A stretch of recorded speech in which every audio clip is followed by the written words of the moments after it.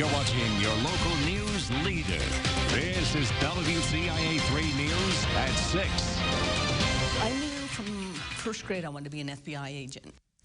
It was a career path a few women before her had embarked on. She became Special Agent Kathy Adams, a title women weren't allowed to hold for the majority of the FBI's history.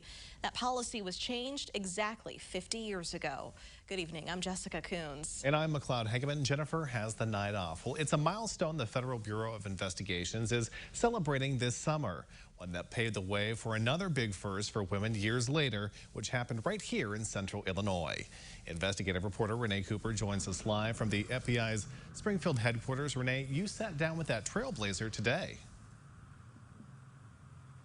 Mac, retired Special Agent Kathy Adams had her mind set on a career with the FBI at the time, right around the time that path became an option. Not only was she one of a few women to help blaze that trail, she went on to become the first woman to ever lead a SWAT team. And that historic moment happened right here in Springfield, Illinois. Well, there were very few of us. Special Agent Kathy Adams started her career as Officer Adams in Baltimore, Maryland. From that moment in 1982 on, she was working the streets. Adams was self-assured from the get-go, but it took time for the world to catch up. I was working undercover on a daytime burglary detail, and there was an individual walking by with a TV on his shoulder. I could visibly see what I believed to be drugs in his side pocket.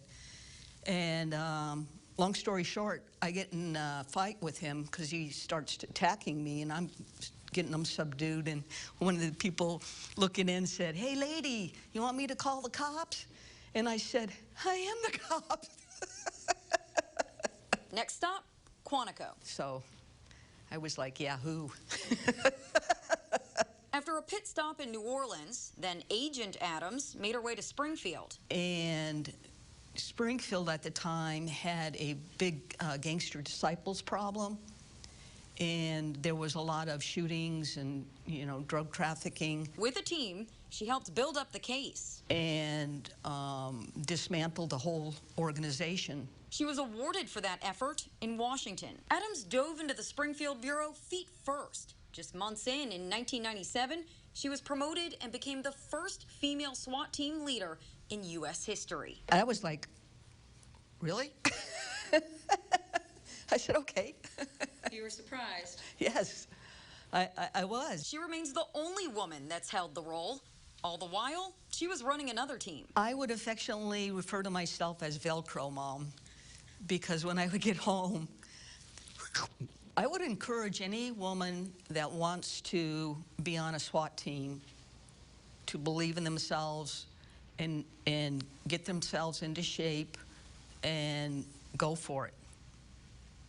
Yeah, because you never know unless you try. Her path wasn't without learning curves. I was meeting with two investigators. One of them says, well, I want to write something down for you. So he pulls out a paper and he says, oh, I don't have a pencil. So I said, oh, I got one. So I reached in my pocket and I put out, it was a Tampax. And so I put it in the pocket, got a pencil. So ladies, Tampax one pocket, pens and pencils in the other. That sense of humor smoothed the rather rugged trail she was blazing. I think it's important to consider that everything isn't as easy as it sounds. There'll be setbacks, there'll be mistakes, but you learn from them. Just keep believing in yourself. Now, Special Agent Adams also won a Bronze Star while she was still in the academy for diving into the harbor off of the East Coast and saving someone's life. And remember that guy she arrested for drugs when she first started working on the streets? Well, years later, he recognized her while she was patrolling, and he thanked her for saving his life for helping him get into treatment. These days, she's living in Champaign and working cold cases as a volunteer. Live in Springfield, Renee Cooper, WCIA 3, your local news leader. Making history and a great sense of humor. All right, Renee, thank you so much.